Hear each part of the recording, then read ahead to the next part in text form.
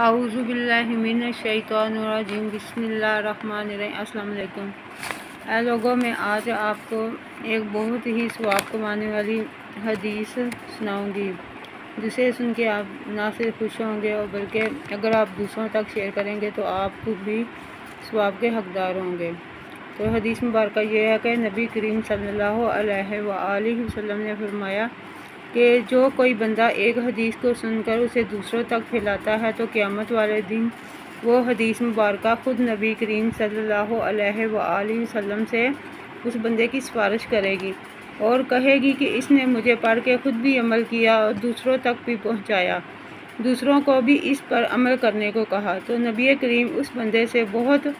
خوش ہوں گے اور اس بندے کو جنت میں اعلیٰ مقام لے کے دیں گے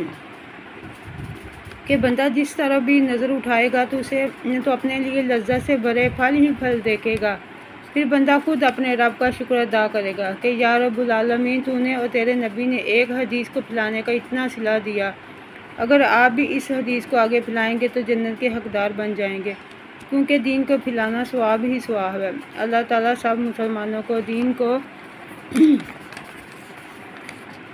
پھیلانے کا جذبہ عطا فرمائے، آمین۔